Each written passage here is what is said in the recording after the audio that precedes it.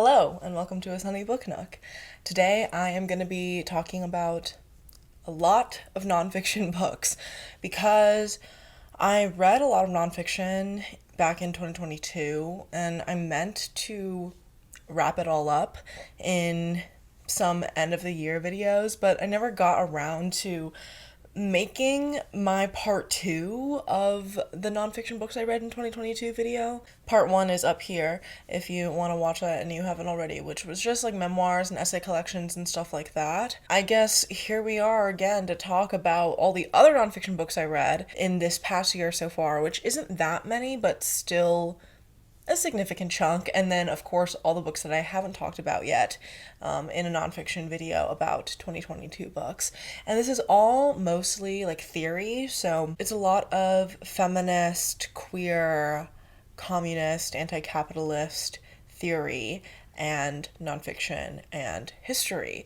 So that is the vibes of all of these books, and I think these are all books that I really enjoyed. I learned a lot from, and let's just get into it. I am gonna start with I think I'll try to go in somewhat of the order that I read them from 2022 all the way up till now, August of 2023. The first nonfiction book of 2022 that I read was Blackshirts and Reds by Michael Parenti, which was excellent. Such a good book. I mean, the fact that I read it like over a year and a half ago at this point, and I would still really fervently recommend it. I don't know. It breaks down a lot of anti-communist myths very simply. Why did I say simply? Very simply, in terms of looking at history and reality from a perspective that isn't just like American imperialist propaganda, I guess. It sort of does the work of de-propagandizing you, I suppose, with a lot of information and history. And it is written very straightforwardly. It's very, I think, like someone with like even like a middle school reading level. I mean, maybe that's pushing it, but like someone with like pretty basic reading comprehension level could pick this up and get a lot out of it, honestly. Like, I think it's really the information that is present in Blackshirts and Reds that is just so good. So yeah, really would recommend Blackshirts and Reds, and I'm so glad that I read it in the past couple years. The next book that I read was Abolition, Feminism Now, which is written by a bunch of people. This book was a bunch of different essays, I think, especially focusing on 2020, 2021, and the Black Lives Matter uprisings of 2020, and also like COVID and the impact that had on abolition, feminist organizing and such. And I think that because it was sort of like journalistic and on the ground reporting almost, and also a sort of critical analysis of what was happening, and also of course, the abolitionist approach to feminist consciousness and the practice of it in people's organizing and like present abolitionist organizing, I thought that it was saying a lot of things that I feel like I had heard before, but that were still necessary to hear, especially when couched and contextualized within like the specifics of like the 2020s. And yeah, I mean, I thought it was solid, and it was also written pretty straightforwardly and felt very like contemporary because it was very much rooted in that. But I don't think it was like, it didn't really delve that deeply into anything too complex or high level necessarily, which isn't bad. Like, I think that is it's honestly pretty good for a certain type of reader. But I think that I've read enough writing from some of the authors of this collection that I feel like I had heard a lot of what was being said before, and it was just being said within the 2021 context, I suppose. If I'm even remembering Abolition Feminism Now accurately, if I'm remembering correctly. So yeah, I mean, I don't know if it was really the most memorable. I think in a similar vein, I would say We Do This Till We Free Us by Mariame Kaba felt kind of like that, but maybe a little bit more elevated because of the way that it again approaches the issues of like feminism and abolition and the way that these things are intertwined over the past like several decades of Mariame Kaba's work as an abolitionist and as a feminist. And I think that Kaba is such a cool, interesting woman who has done so much good for the world. And I've actually met her, and she's just so fucking dope. And yeah, like, I think this book was very needed, and I think that it's also another good like starting point for people for some of these concepts, and for people who have a vague understanding or general understanding of like issues surrounding like racial justice and feminism, but want to get the perspective of someone who has like a lot of real life on the ground organizing experience surrounding these issues. That's kind of the point of view you get to take through like a book like this, I would say. The next book that I want to talk about that I read in 2022 that I still talk about constantly, and that honestly I will probably never ever shut the fuck up about, is Caliban and the Witch by Sylvia Federici, Women, the Body, and Primitive Accumulation. So this book was just so excellent. I learned so much from it, and I think that the way that it talks about like the history of witch hunting and how the witch hunts aren't classified as like a genocide, but they functionally were because of how it depopulated like I think like 1 to 3% of like Europe, basically. Something between, I think she makes it like between the 13th to 15th centuries or something along those lines. Like there's the specific statistic in this book particularly, but basically it's like the argument that part of the development of capitalism and the transition from feudalism to capitalism, that process and the creation of that, essential to that is Karl Marx's idea and concept of primitive accumulation. And so Sylvia Federici is sort of elaborating upon primitive accumulation as a concept and saying, well, yes, primitive accumulation in terms of like just getting the natural resources and accumulating them in the process of like creating capitalism from feudalism, like from seizing the commons to the slave trade and colonialism and such, and actually taking natural goods and resources from one place to the other in order to accumulate this much stuff to, you know, create like the Industrial Revolution and whatever. And also like the concept of like money and debt and whatnot, that also relied upon very systematic misogyny, and also the way that the body becomes like mechanized and the first like machine, and how women have to also be cast as like the witch in terms of, I mean, the title comes from the Shakespeare, which Shakespeare, having written and lived in the 1500s and whatnot, like is existing at the peak time that she's like Federici's sort of writing about, almost like this transition. And I think like the way that just how relevant and applicable a lot of these like historical things that, you know, happened like 500, 600, 700, 800 years ago in the development of capitalism and in the development of the patriarchal society that we live in today, how she articulates it and how she creates this fantastic analysis of everything from prostitution to motherhood, the way that feudalism's transition to capitalism was not inevitable, but rather was an imposed process that needed and used misogyny and the hatred of women and the witch hunt to accomplish. And I think like that thesis and the way that this history and this analysis and this feminist thought and approach to like from going from the Middle Ages to present day even, like it was just so excellent. And I highlighted so much from this. I thought so much of this was so excellent. I think that the brilliance of this book cannot be understated. It is just so fucking good. Just decolonial Marxist feminist thinking and history at its highest and best in a lot of ways. There's a lot of different documents and like lithograph type prints in here as well. Just there's so much in this that I found so good. It was so smart and it was so compelling, and wow, I just cannot sing the praises of this book enough. The next book I want to talk about is Lesbian Choices by Claudia Card. This book was another book that I very much annotated and marked up.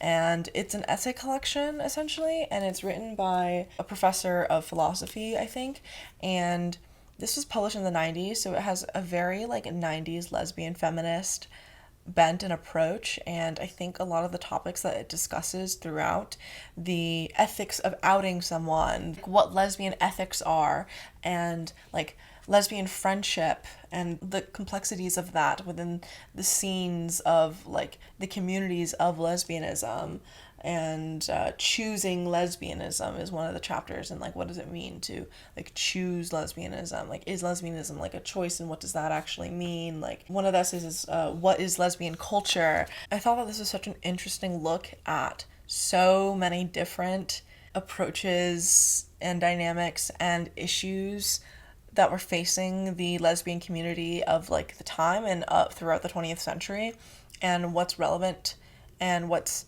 still topics of conversation to this day, and what is so necessary to think about and discuss in terms of the lesbian community and the feminist and lesbian community it was so fascinating to read this, and it was really, really delightful, but also informative in a way.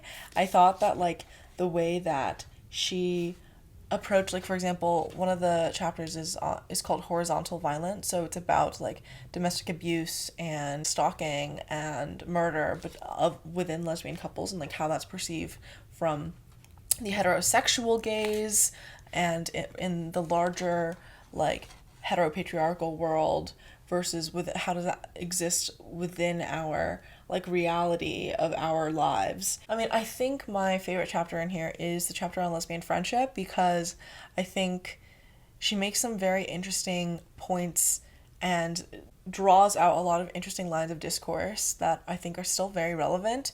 And yeah, I don't know. This was really interesting and a really solid nonfiction read that I just randomly stumbled upon when I was in the basement of the Strand in New York City in their used book section, and just found this, and it was that's fucking cool. So yeah.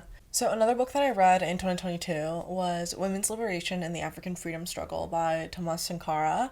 This book was so good. It is basically, I think it's a speech or something like that, or from Thomas Sankara, who was, I think, the prime minister or president of Burkina Faso in the mid-late 20th century.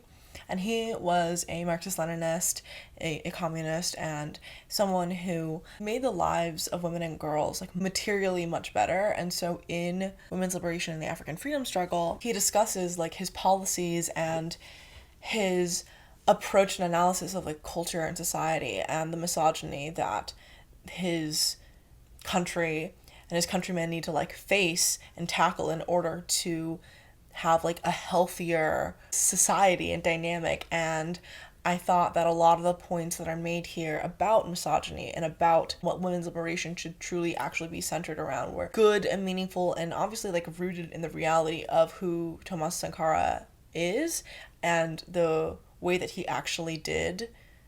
He walked the walk, essentially, and he did help women and girls in a very serious and collective way, and bring about a semblance and push for gender equality in post-colonial Africa. And yeah, it was just so brilliant and inspiring. So this is a great book. The next book that I read, which is actually just an essay, is One Is Not Born a Woman by Monique Wittig, and she is a 20th century lesbian feminist writer and philosopher. And One Is Not Born a Woman sort of talks about how womanhood is constructed, and how lesbianism creates this gender almost that is non-woman, because to be a woman is almost to exist in relationship to men in a way that lesbians don't really have access to. And I think that this essay is really seminal and important for a lot of the things and a lot of the perspectives that it offers. I think there's some elements of it that I was like, okay, interesting, that's questionable. But I mean, I thought that it was pretty solid and I liked it. And it was good. I would recommend people read it because I think the ideas that she offers and the ideas of post-structuralist but still like a materialist analysis of how gender operates for like women and lesbians was really illuminating in a lot of ways. And then I read, well, not in then, but another book that I read last year was Right Wing Women by Andrea Dworkin. This is definitely one of the most memorable of the nonfiction books that I read in the last year. I mean, after I finish talking about the 2022 nonfiction books I've read, I'll tell y'all which ones I would say are the most like important or like the most memorable, I guess, to me, like the ones I would most highly recommend, because I enjoyed all of these and I would recommend all of these, but anyway. Right Wing Women by Andrea Dworkin was so excellent. I didn't expect it to be so incisive and speak truth to the reality of our world in a way that it really, really did. I think the way that she tackles what systemic, cultural, interpersonal, and structural misogyny looks like and is embedded in just everything and how that manifests is so, so good. And her analysis of right-wing women and her analysis of like conservative women and anti-feminist women and the anti-feminist movement and the feminist movement itself across like the late 20th century was very interesting to read from the perspective of someone who was so integral to it. And there's some chapters and parts of it that I was like, okay, I mean sure, whatever, like I don't know how relevant this is necessarily, but there was so much of it that I found so deeply compelling and so good. And I think it's a book that I think like anyone who considers himself like a feminist or who's interested in feminism in any type of way should pick up, because it offers a lot, and it offers things that I don't even think you can conceive of until you get to it. And it was really excellent. So yeah, I really, really got a lot out of Right Wing Women. Another book that I read last summer actually, was Female Husbands by Jen Manion, which sort of tracks across, I think mostly like the US, but some, I think Canada and the UK, across like the 19th and 18th centuries, people who were called female husbands. So people that we would now understand as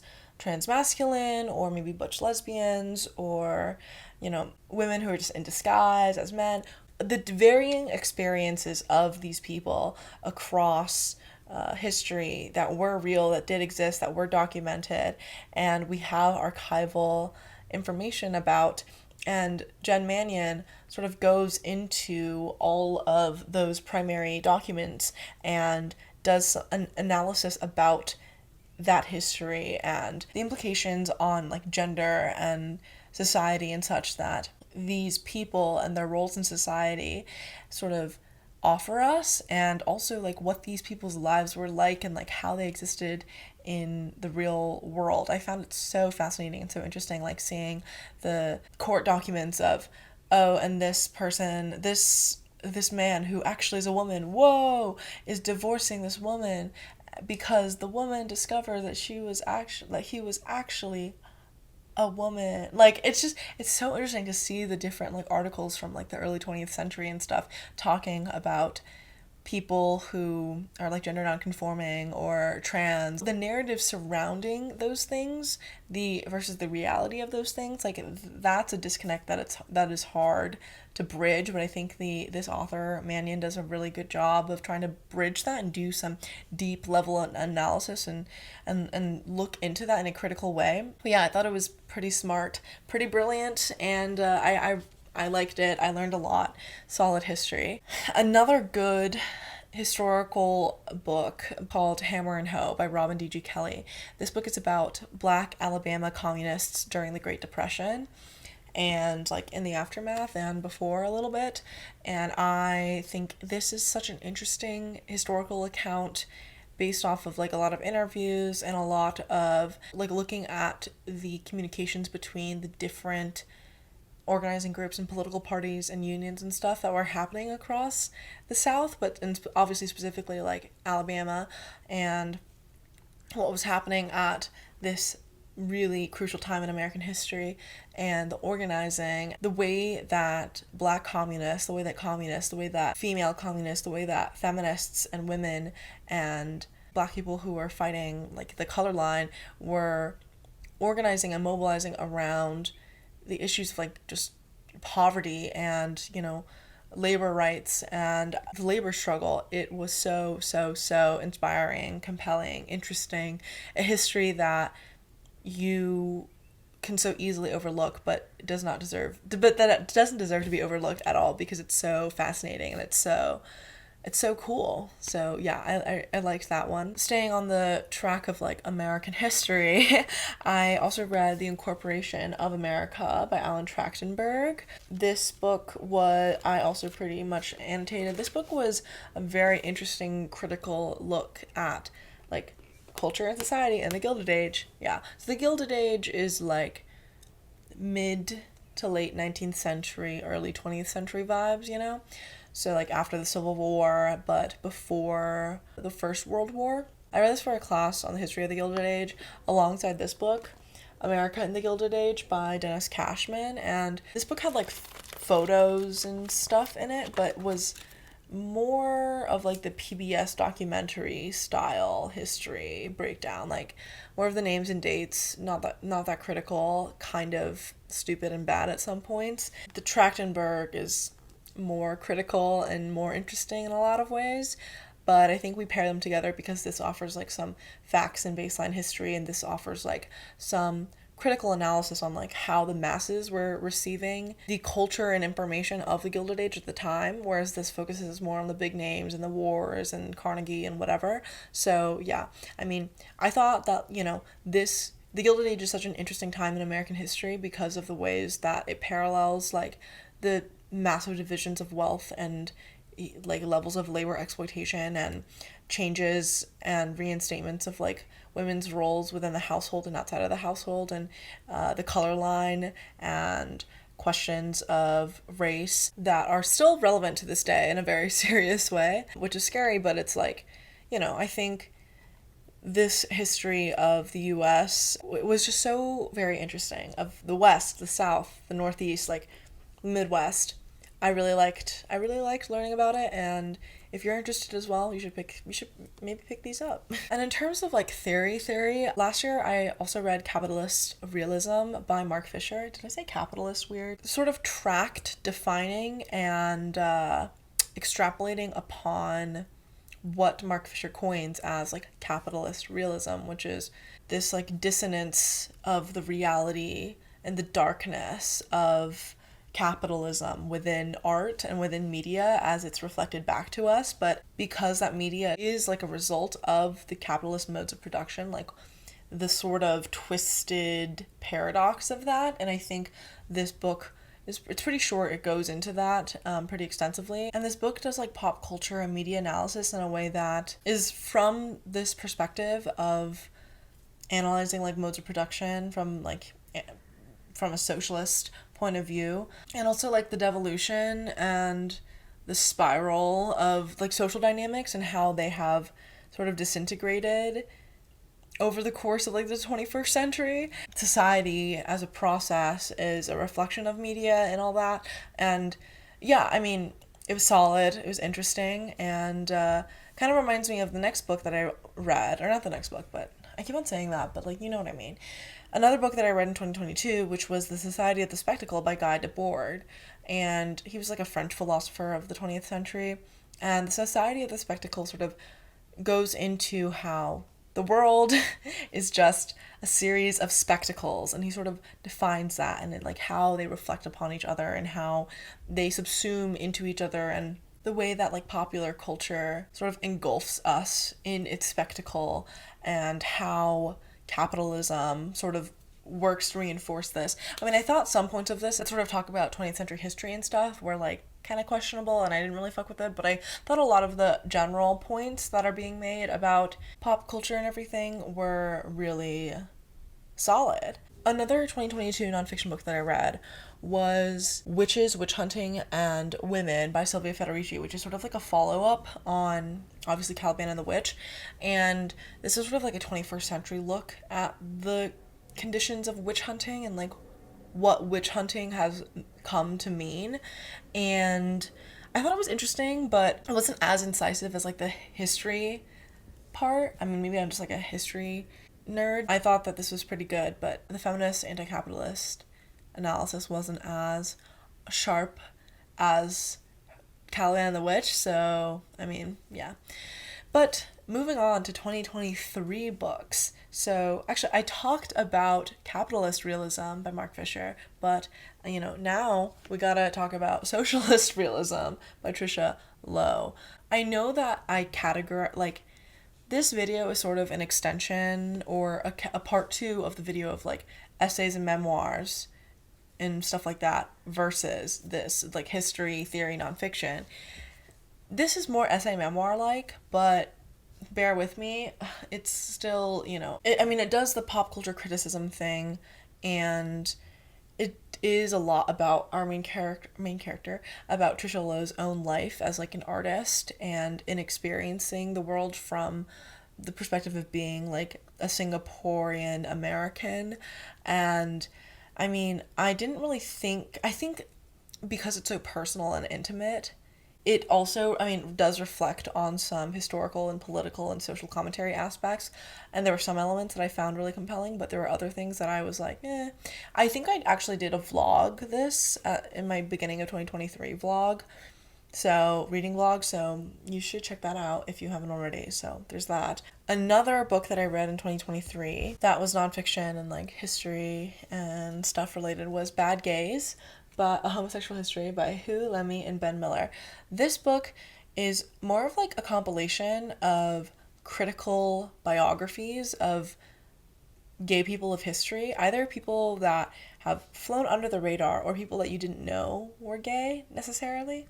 And it is talking about like what it actually means, and I think they do name drop actually Sylvia Federici towards at the beginning and end of this book, because they talk about like what it means to have a critical sort of decolonial Marxist look at these figures who were like fucking Nazis or who were eugenicists and who like also happen to be like bisexual or and that complex relationship between their sexuality and their personal relationship to their identities and such versus like the outside world and how they interacted with it. I mean, I think there's a chapter on Teddy Roosevelt, there's a chapter on Hoover and like Roy Cohn and Margaret Mead, a lot of very interesting people all across the span of like world history. And pretty excellent, pretty thorough, very interesting, and kind of funny at parts. So yeah, it's pretty dark because we're looking at very bad people. It's bad gays, like we're looking at people who are straight up Nazis, who are just very, very racist, people who have committed genocide, slaughtered millions, but who are also gay. And that's what this book is fundamentally about, and I think it does a good job at doing that. So yeah, and also I think the publisher Verso Books sent me this copy, so that is very kind of them, and thank you to them. Oh, and speaking of gay people of history, another book that I finished in 2023 that I read for class was A Queer History of the United States by Michael Bronski. This book was also, of course, annotated to all hell. The focus on 19th century and like earlier 20th century history and a little bit of 18th century history is the strongest point, I think, of this book, because Michael Bronski is like a 19th century historian, I would say. But I think like there are elements of talking about the 20th century and stuff like that that were pretty solid, I suppose. But a lot of things that were missing, that were not really mentioned. I mean, I don't think trans people and trans history was mentioned in this that much, really. I think like there were cool sections and very interesting sections looking at like everything from just like legal codes to, and whether they existed or whether they didn't, to historical figures that were just like very much gay and like kind of out about it and like what that meant, and just the cultural mores of the various points of American history and society, and how that reflected in views on sexuality in general, and not just like homosexuality, and also just like gender and all these things in this kind of comprehensive, wide-ranging way that is still pretty critical. I mean, I don't think it's that critical or that good. I think Vronsky does miss a couple times here and there, but it's nothing, I don't know, it's not that bad. I think it's a solid starting point for talking about just the history of gay people in the US, if you're interested in that, you know? So, and another book that I read or finished in 2023 was The Persistent Desire, a femme butch reader edited by Joe Nessel. And this is just one of the most important books ever for me. And I talk about it more at length in my nonfiction November video. And I mean, I've talked about all of these books in wrap-ups and stuff over the course of the past 2 years, but you know, if you're watching this video, you just want to see the compiled nonfiction books I've read and like my thoughts, I suppose. So yeah, I mean, this is just a collection, an anthology of poetry, essays, excerpts of fiction, photographs, and transcriptions of interviews and panels and stuff about butch femme identity, butch femme history across the 20th century, mostly US based, but around the world as well. Honestly, it is such a tender and incisive and beautiful and encompassing and warm and open and loving book. Really, if a book can be those things, like that's really what it was for me. A book that I read earlier this year, if you remember and you watch the wrap up, was Zami by Audre Lorde, a biomythography. This book is the closest thing we have to a autobiography from Audre Lorde, and it's pretty excellent. She's a poet, so it's very poetic at points.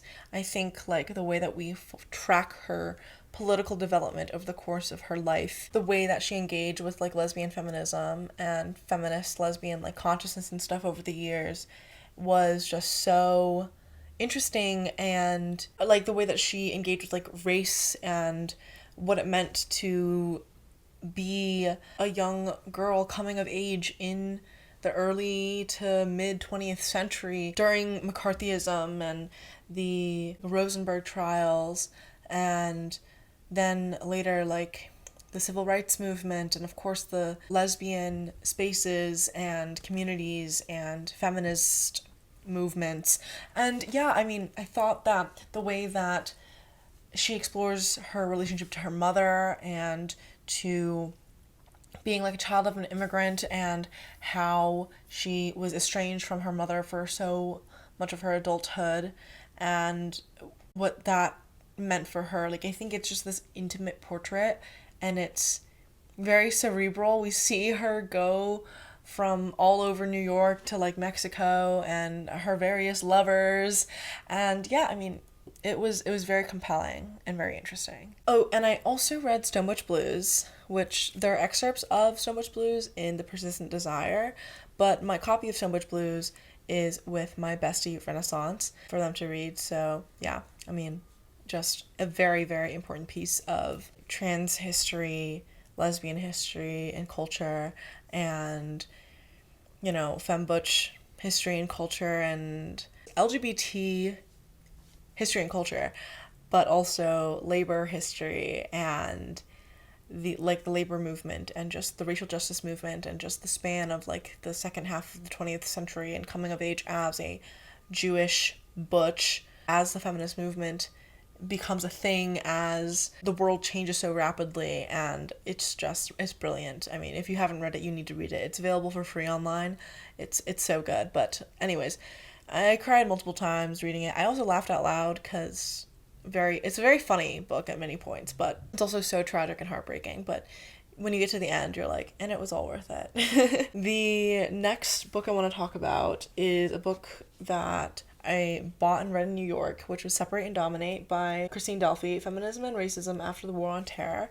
And Christine Delphi is a French feminist, and she's been writing in the 21st century. She's a contemporary feminist and writer.